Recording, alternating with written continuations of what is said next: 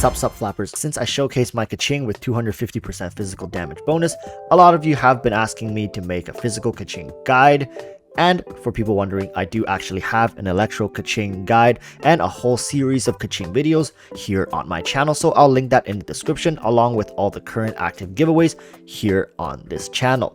Also, for people who only clicked on this video for this particular giveaway, don't worry, keep watching to find out what I am giving away as well as how to enter. For this video, we will go over everything you need to know regarding physical DPS KeQing and preparing her for the upcoming patch 1.5 update. Her talent priorities, constellation values, best weapons, which I will include free-to-play options, and artifacts, which will include build options for the new Pale Flame set, as it's going to be the cornerstone going forward for physical damage KeQing. I will not be talking about KeQing DPS tips in this particular video, as I have an entire video dedicated to optimizing her damage and tips and tricks you can use to increase your damage. So with this all said, I of course will have all the timestamps in the description to make navigating through this video much easier. And without further ado, let's jump straight into her talent priorities. The one thing about KeQing is that regardless if you are building her for physical damage or electro damage, her talent priorities do not change. You should always prioritize KeQing's normal attack talents first, followed by her burst skill. You should also be leveling KeQing's elemental skill to around 5 or so, just so you can still get some of that free deeps, but you should only level it past 5 if you're going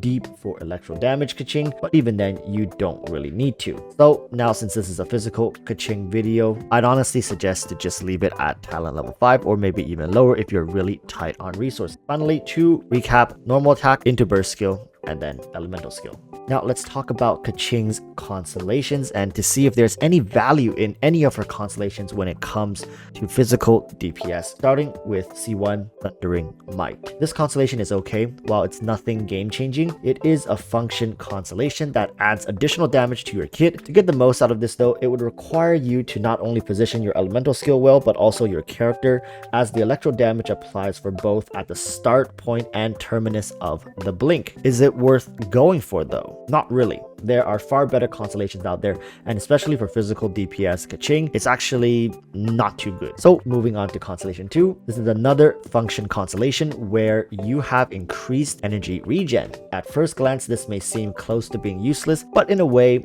it's a constellation that helps you apply wide area electro effects, and if you pair this with someone like Rosaria, Ganyu, Kaya, or even Chongyu, I mean really all the cryo units, you can have very effective and high superconduct uptime. But is it worth it? Still, not really. You'd still do the same damage without this constellation. Now onwards to Constellation 4. This is definitely the one people turn to when looking at KeQing, as this is really when you start to feel some power flowing from the constellations, and you'd be right. This constellation is the best if we're talking about hybrid KeQing builds, and it's such a shame that it's at Constellation 4 because most players watching this video will not get access to this for at least a few years, if ever. So ultimately, while this is good, it's not a necessity to play physical damage KeQing. So don't worry if you only have Constellation 0 or Constellation 1 KeQing. You will be fine. As to value, this is potentially $800 for 25% attack increase. I mean, it's not worth it at all if we're gonna go about that metric. And of course, it's really rare to have a KeQing banner come around, so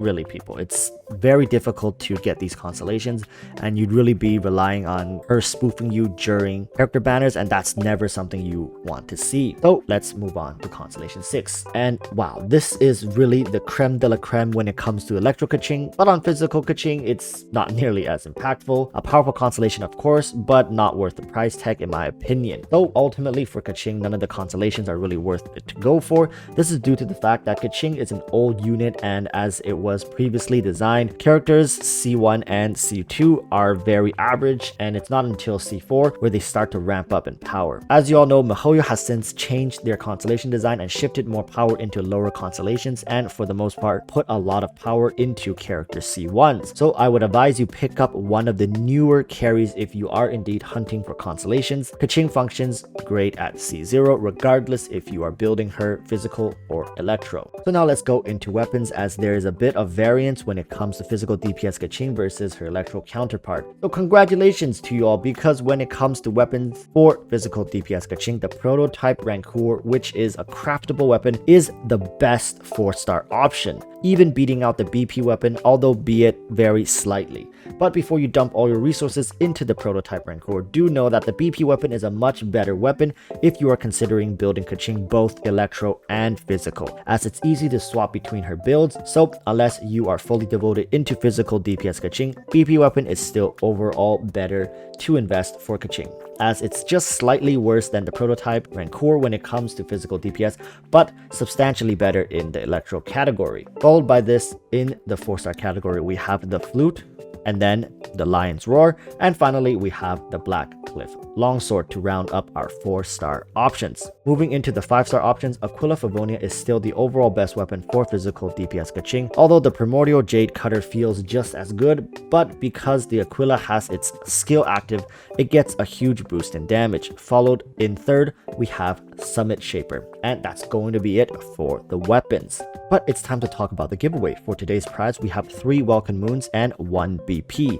and here is how you can enter. First, subscribe to my YouTube channel, as that's the easiest one. You just go down, click subscribe. Second, join my Discord, which I'll have the link in the description as well as in the pinned comment as usual. And third, include the phrase "gone," reduced to atoms, in your comment below. Also, if you are on the PS4, make sure you have PayPal available before entering, as that's going to be the only way I can get you the prize. So that's it. Good luck, people. The winners will be pulled on the Saturday live stream this weekend, but as always, you don't have to be present in the live stream to win. Just make sure you check Discord notifications and contact me within 24 hours of you winning. Okay, so now let's get back to the video, talking about KeQing's artifacts. Currently, I am running KeQing with the 2-piece Bloodstain and 2-piece Gladiator, which has been the physical DPS staple set for KeQing since Genshin's launch. But as you all may know, in patch 1.5, we are getting a new artifact set which will be replacing this current setup. So going forward, for physical DPS KeQing, you will have 2 options. Either run the 2-piece Bloodstain and 2-piece Pale Flame set, or just run the 4-piece Pale Flame set. Currently, testing will still need to be done to figure out if KeQing can activate the 4-piece Pale Flame set with just 1 elemental skill active, as in theory you should get 1 stack for throwing your E out and another stack for activating it with your charge attack. So once this is confirmed, we will be able to decide if the 4-piece Pale Flame set is the way to go. So of course I will be making a video to update that, so stay tuned. But regardless, you should be going for the 2-piece Bloodstain and 2-piece Pale Flame as a minimum going forward for physical DPS KeQing. Artifact main stats should always be attack percentage sands, physical damage cup, and crit rate or crit damage headpiece. Artifact substats should be crit rate or crit damage into attack percentage into flat attack, and finally ending with energy recharge. The reason ER is important for physical KeQing is because when running a physical build, you do drain your stamina faster than if you were to run an electro build. But it's important to use your burst skill not only to iframe lethal attacks, but also to regen much needed stamina with as little downtime as possible. And that's gonna be it for this video. I hope you all can take your KeQings and smack the new Abyss around, okay? Make use of that new Abyss buff with physical damage bonus, because I know I definitely will be. Anyways, this is going to be it for me. Make sure you join all of my current live giveaways. They are all linked in the description. And with that, I will be taking my leave, but trust me, we will meet again very, very soon. So until then, stay safe and peace.